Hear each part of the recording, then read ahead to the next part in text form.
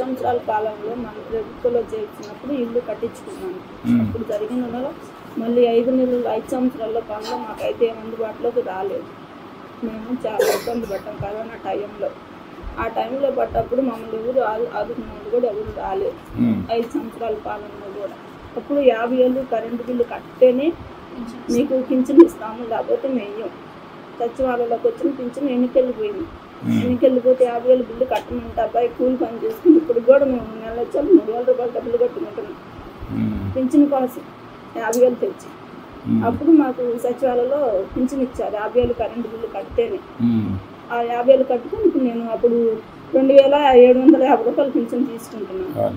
ఇప్పుడు 4,000 వచ్చి నాకు అయ్యగారు నా బిడ్డని 4,000 రూపాయలు పెట్టి నా బిడ్డ నేను పోషించుకొని చదివించుకుంటున్నాను.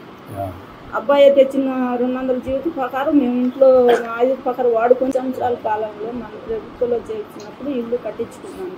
అప్పుడు జరిగిన నెల మళ్ళీ 5 సంవత్సరాల పనులు మాకైతే అందుబాటులోకి రాలేదు.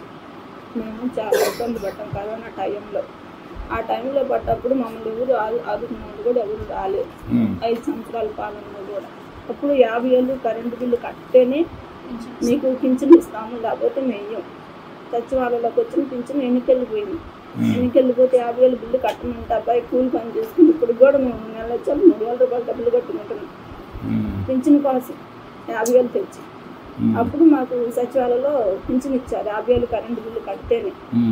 ఆ 50,000 కట్టుకుని ఇప్పుడు నేను అప్పుడు 2,750 రూపాయలు పింఛన్ తీసుకుంటున్నాను. ఇప్పుడు 4,000 వచ్చి నాకు అయ్యగారు నా బిడ్డని 4,000 రూపాయలు పెట్టి నా బిడ్డ నేను పోషించుకొని చదివించుకుంటున్నాను. అబ్బాయి తెచ్చిన 200 జీవిత ప్రకారం మేము ఇంట్లో ఆయుధ ప్రకారం వాడుకొని ఎట్లా సరే బాబుని చదివించుకునే సామతికి మేము ఇప్పుడు ఇచ్చిన డబ్బులు పెట్టి మేము